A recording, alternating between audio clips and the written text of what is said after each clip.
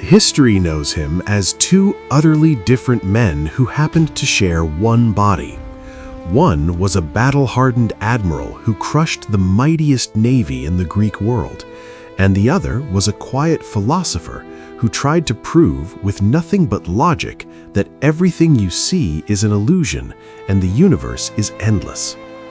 The astonishing thing is that both of these men were the very same person.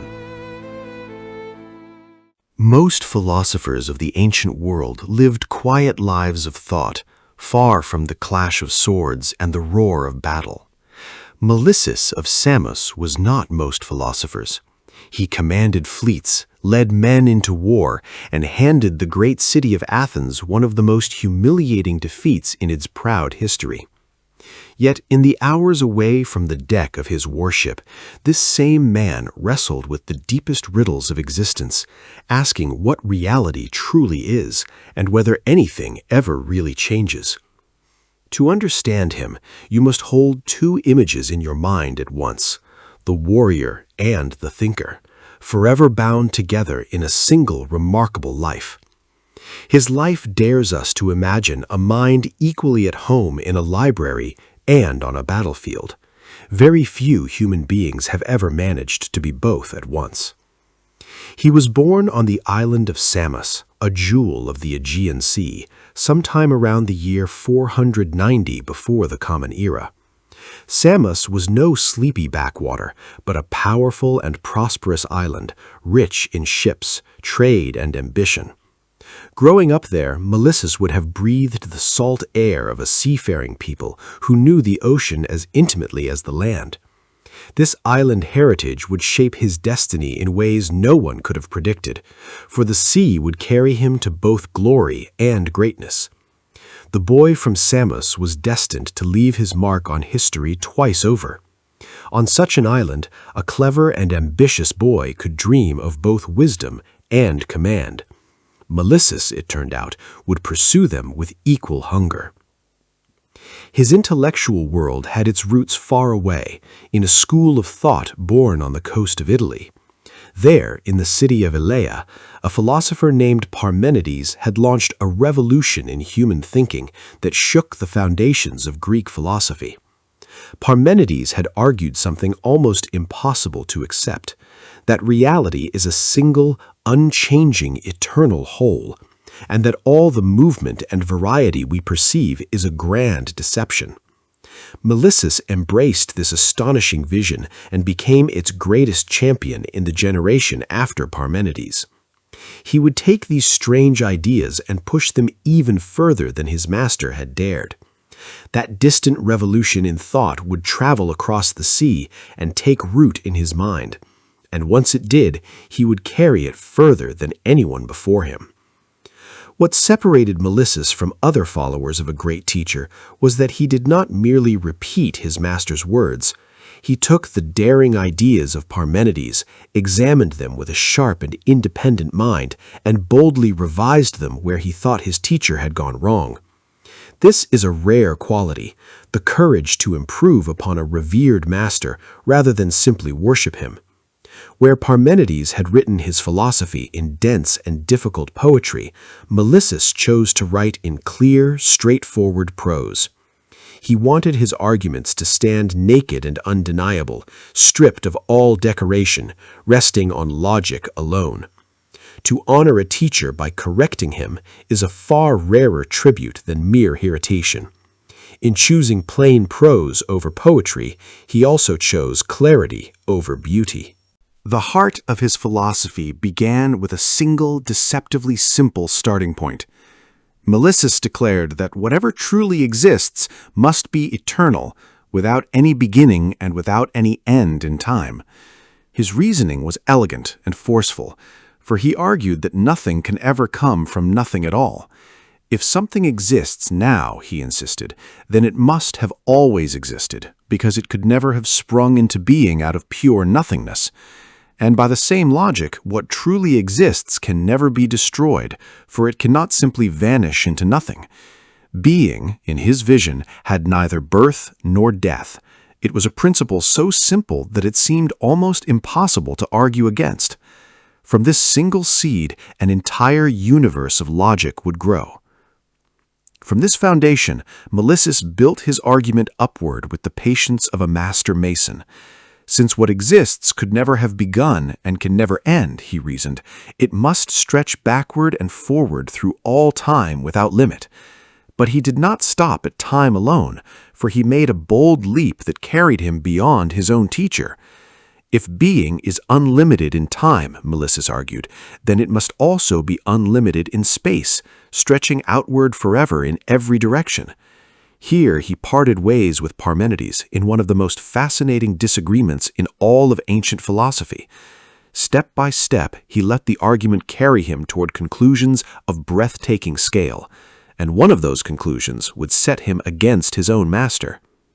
This disagreement between master and student is worth savoring, for it reveals two brilliant minds at work. Parmenides had taught that reality was finite, a perfect sphere, complete and bounded like a flawless ball. To him, this perfection required limits, for a sphere is beautiful precisely because it is whole and self-contained. But Melissus looked at the same logic and reached the opposite conclusion, insisting that true being must be infinite. If reality had an edge or a boundary, he asked, then what would lie beyond that edge? Whatever it was would also have to be part of reality, and so being could have no boundary at all. Two great thinkers staring at the same logic walked away with opposite pictures of the cosmos. That is the kind of disagreement that moves philosophy forward. Such a vision of an infinite reality was a genuinely revolutionary leap in human thought. The idea that existence stretches out endlessly without any edge or limit was breathtaking in its scope. Most people naturally imagine the world as bounded, as having some outer wall or final edge somewhere far away. Melissus swept that comfortable picture aside and asked his listeners to conceive of something truly limitless. In doing so, he pushed the human imagination toward a concept that would echo through science and philosophy for thousands of years to come. To truly picture the infinite is to feel the mind stretch until it aches. Melissus asked ordinary people to attempt exactly that dizzying feat. The cosmos, in his telling, had no walls and no far horizon to reach. It simply went on and on and on, past every possible boundary. Having established that being is eternal and infinite, Melissus pressed on toward an even bolder conclusion. If reality is truly unlimited in every direction, he reasoned, then it must also be one single thing, a perfect unity. For if there were two or more separate things, they would have to be divided by some boundary or gap between them. But an infinite being can have no boundaries anywhere, and so there can be no true division within it. Reality, therefore, must be one seamless, undivided whole, with nothing else existing alongside it or apart from it. A boundless being, he saw, could not be split or shared with anything else. It had to be everything, everywhere, all at once. Oneness, for him, was not a matter of choice, but a logical necessity forced by the infinite. There was room in his universe for one thing only, and that thing was everything.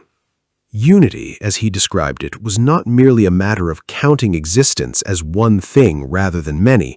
It was a profound claim that all of reality forms a single, continuous, homogeneous substance. There could be no empty space, he argued, no void or nothingness anywhere within being, for emptiness would be a kind of non-being, and non-being simply cannot exist by his own iron logic. Everything that is, in his vision, is packed completely full, a solid and unbroken plenum stretching infinitely in all directions. No seams could exist within it, no joints, no places where one part met another. It was less a collection of things than a single endless substance. It was a picture of reality more seamless than anything imagined before. Nothing could break it, divide it, or stand outside it. Out of this dense and unbroken fullness, Melissus drew a startling conclusion about motion itself. If all of reality is completely full with no empty space anywhere, then nothing can ever move. Movement, after all, requires somewhere to move into, some empty place for a thing to travel toward. But if there is no emptiness, no void, no vacant space at all, then there is simply nowhere for anything to go. And so Melissus concluded, following his logic without flinching, that all motion must be an illusion, however real it seems to our senses. With no room to move into, the whole idea of movement quietly fell apart, and with it fell the entire world our eyes believe in. The bustling world of change became, in his eyes, a beautiful and total illusion, and behind that illusion stood a stillness deeper than any silence. Consider how staggering this conclusion truly is when you stop to think about it. Everything you see moving, the birds in the sky, the waves on the sea, the people walking past you, all of it, according to Melissus, is a kind of grand deception. Reality itself never moves, never changes, never shifts in the slightest, for it is one frozen, infinite, eternal whole.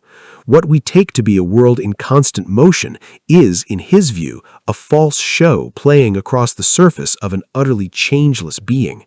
It is one of the most radical claims any thinker has ever dared to make. The boldness of denying the obvious is what makes his philosophy so unforgettable. He asked us to believe reason even when it fought against our own eyes. Melissus did not stop at denying motion, for his logic swept away change of every kind.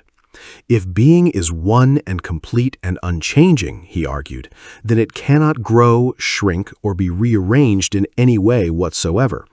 It cannot feel pain, for pain would be a change in its perfect state. It cannot be reordered or reshuffled, for that too would be a kind of alteration. Everything that suggests change, growth, decay, or motion he dismissed as a deception of the unreliable senses. Only pure reason, he believed, could reveal the true and unchanging nature of what really is. Nothing in his system could ever be added, removed, or so much as rearranged. The universe was a single, perfect fact, complete and forever fixed. His universe was frozen in a perfection that admitted no flaw and no motion.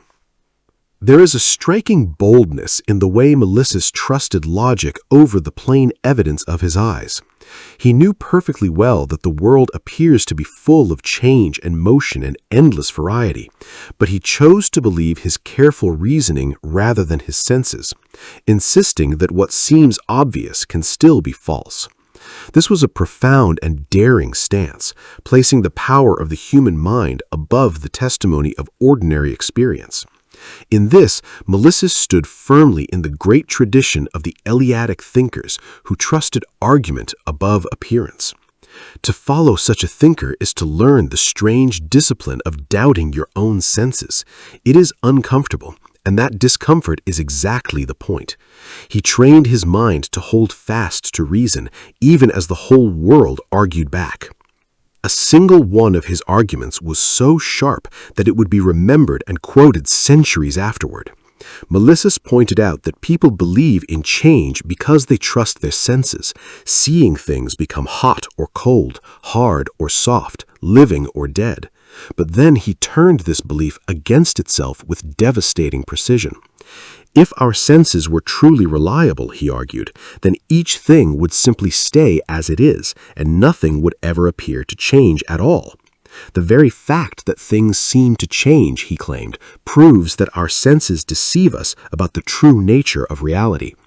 With a single turn of thought, he transformed our trust in the senses into evidence against them. It was the kind of move only a truly sharp mind could make.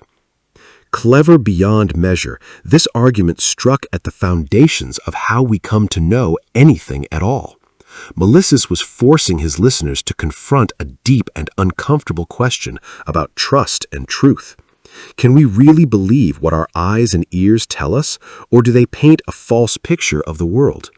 By showing that sensory experience seems to contradict itself, he pushed people toward a radical conclusion. Perhaps, he suggested, the only reliable path to truth is cold, careful reasoning, and everything the senses report should be regarded with the deepest suspicion. Once you doubt your senses, the whole familiar world begins to feel uncertain. And into that uncertainty, Melissus offered the cold comfort of pure logic. Now we must turn from the philosopher at his writing desk to the admiral upon the waves. For all his abstract reasoning about eternal being, Melissus was no cloistered dreamer removed from the world of action. He was a leading citizen of Samos, respected and trusted by his people, a man of real power and public standing. When his island found itself at war, it was to Melissus that his fellow citizens turned for leadership. And so, the philosopher who had proven that motion was impossible found himself commanding ships that raced across the sea toward battle. The abstract thinker, it turned out, was also a man his neighbors trusted with their lives, and when the crisis came, he did not hesitate to answer the call. War soon made him famous, pitting his small island against the greatest power in the Greek world. In the year 441 before the Common Era, Samos rose in revolt against the mighty Athenian Empire. Athens, led by the brilliant statesman Pericles, was the dominant force in the Aegean. Its navy feared across the seas. For a single island to defy this colossus was an act of extraordinary boldness, bordering on recklessness. Yet Samos had a secret weapon that Athens did not expect. A commander whose mind was as sharp on the water as it was in the realm of pure thought. To challenge Athens was to challenge the master of the entire Aegean Sea. Few would have dared it, and fewer still could have hoped to win. Placed in command of the Samian fleet, Melissus did something that stunned the entire Greek world. In a great naval battle, this philosopher admiral led his ships against the Athenian navy and won a remarkable victory. The forces of Pericles, the pride of Athens, were defeated by the fleet of little Samos under Melissus. For a brief and shining moment, the island had humbled the greatest empire of the age. And the man who made it possible was a thinker better known for his arguments about being. It was a triumph almost too strange to believe. The pride of the Athenian navy was about to meet an unexpected and formidable foe. And that foe thought about war the way he thought about everything, with ruthless clarity. Imagine the scene as this victory unfolded upon the wine-dark sea. Here was a man who taught that all motion was an illusion, directing the very real motion of warships through the chaos of battle. Here was a philosopher who argued that reality never changes, changing the course of history with a decisive military stroke. The contradiction is delicious and unforgettable, a paradox wrapped in the salt spray of a naval engagement. Melissus lived in that moment at the meeting point of pure abstract thought and the bloody, urgent reality of war. No storyteller could invent a contrast more perfect than this living paradox. The man who denied motion was, at that instant, the master of it. The abstract and the physical collided in him as in almost no one else in history. And out of that collision came a legend that has never quite faded. That victory over Athens was real, but it could not last against so powerful an enemy. Pericles regrouped his forces, gathered reinforcements, and returned to crush the Samian revolt with the full might of Athens. In the end, the island was besieged and forced to surrender, its brief rebellion extinguished by overwhelming power. Yet the memory of that stunning naval victory lingered, a reminder that even the mightiest empire could be humbled, if only for a moment, and the name of Melissus was forever linked to that astonishing feat of arms. Even in defeat, Samos had shown the world that Athens was not invincible, and Melissus had shown that a philosopher could also be a warrior. History would remember both the revolt and the remarkable man who led it. His name became bound forever to that impossible moment of triumph. It is worth pausing to appreciate just how unique this combination of talents really was. In the whole long history of philosophy, very few great thinkers have also been successful military commanders. The life of the mind and the life of action are usually seen as opposites, pulling a person in different directions. Yet Melissus somehow mastered both, moving with equal skill between the abstract world of logic and the practical world of war. He proved that a philosopher need not be helpless in the affairs of the world, and that deep thought and decisive action can live within a single soul. To think deeply and to act boldly are gifts rarely granted to the same person. In Melissus, they lived together as if they had never been apart. In his writing, too, Melissus marked an important turning point. Melissus wrote a treatise usually called On Nature or On What Is, laying out his arguments in careful, systematic prose.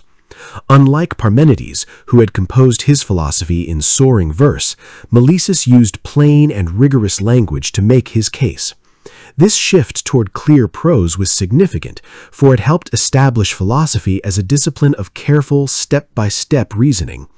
In choosing clarity over poetry, he helped shape the very way that philosophical arguments would be written for ages to come.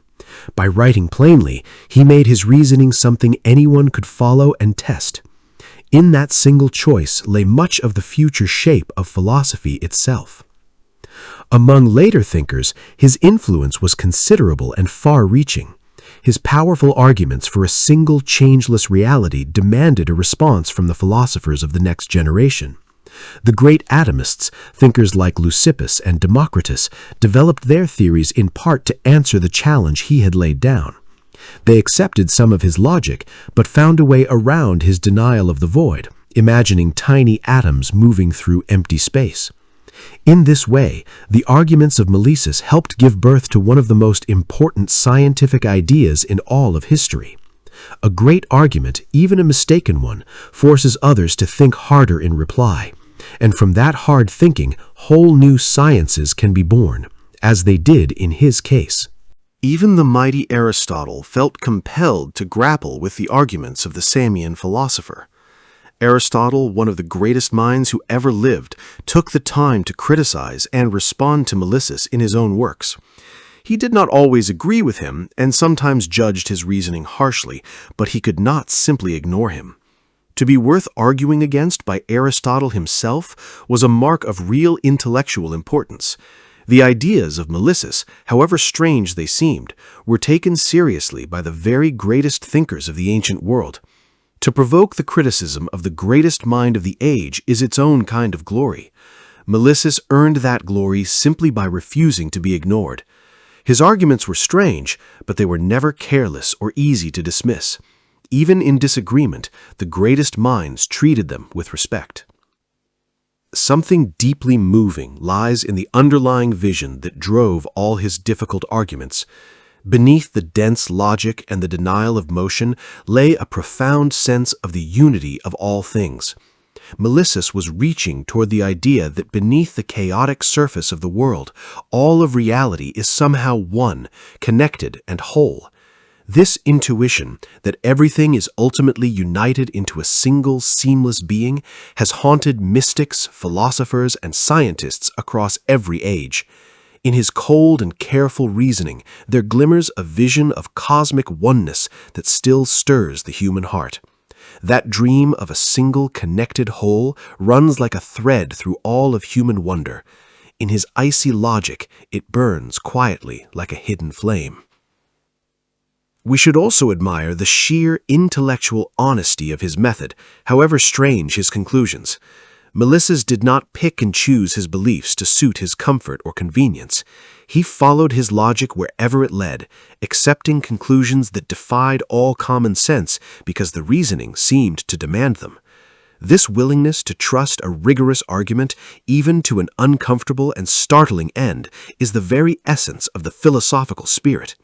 He shows us what it means to take ideas seriously, to follow them with courage past the edge of the ordinary. To trust an argument past the edge of comfort takes a rare and stubborn courage. That courage is what makes him a philosopher in the truest sense. He accepted conclusions that must have unsettled even himself, simply because the logic held. Few stories remind us so vividly how rich and surprising the ancient world really was. We sometimes imagine the old philosophers as dusty figures lost in abstract thought, disconnected from real life. But here was a man who could debate the nature of eternal being in the morning and command a fleet against Athens in the afternoon. His life shatters the tidy boxes we like to put people in, refusing to be either purely a thinker or purely a man of action. In him, the two worlds met and merged into something rare and unforgettable. The ancient world was stranger, richer, and more surprising than we often imagine, and few lives prove it more vividly than his. A single life held within it the philosopher, the admiral, and the legend, and somehow all three fit together without contradiction. One of history's quiet injustices is that Melissus is not more widely remembered today. His fellow Eleatics, Parmenides and Zeno, are far more famous, their names known to every student of philosophy. Yet Melissus was the one who completed and systematized their vision, pushing it to its logical conclusion of an infinite, unified being. He deserves to be remembered not only as a subtle philosopher, but as one of the most extraordinary double lives in the ancient world. The admiral who defeated Athens and the thinker who abolished motion were, astonishingly, one and the same. He completed the Eleatic vision, yet history handed the glory to others. Perhaps it is time we finally gave him his due. The quiet completer of a great tradition deserves a brighter place in our memory. His shadow has lingered too long behind more famous names. So, when you picture the philosophers of ancient Greece, let the image of Melissus stand among them, unique and unforgettable. See him first at his writing desk, patiently proving that reality is one, eternal, infinite, and unchanging. Then see him upon the deck of his warship, cutting through the waves to strike down the pride of Athens. Hold both of these images together, and you begin to grasp the astonishing range of what a single human being can be. The man from Samos was warrior and sage at once, and in that rare union lies the enduring wonder of his story. Warrior and sage, admiral and philosopher, he was somehow all of these at once, and that is why, across the centuries, his story still astonishes us. Few human lives have ever stretched as wide as his, from the deepest questions of being to the fury of a sea battle. Melissus of Samos remains one of the most extraordinary and underappreciated figures of the entire ancient world, a man who lived two lives so different that they seem impossible to fit inside a single person, and yet he wore both with equal mastery. He was the philosopher who took the daring vision of Parmenides and pushed it to its ultimate conclusion, arguing with relentless logic that true being is eternal, infinite, one, and utterly changeless, and that all the motion and variety our senses report to us is nothing but an elaborate illusion. He dared to disagree with his own master, insisting that reality must be boundless rather than a finite sphere, and in doing so, he offered humanity one of its first great visions of an infinite universe. But he was also the admiral of Samos, who took command of his island's fleet and defeated the navy of Pericles and mighty Athens, humbling the greatest empire of the Greek world in a moment of stunning triumph. That the same hand which wrote cool arguments about the impossibility of motion also steered warships through the chaos of battle is a paradox almost too perfect to be real, and it captures something profound about the boundless capacity of the human spirit. If his strange and remarkable story has stirred something in you, then let it remind you that the life of the mind and the life of action need not be enemies, that a single person can hold within them both the philosopher and the warrior, and that the deepest questions about the nature of reality have been asked, sometimes, by people who also knew how to change the course of history.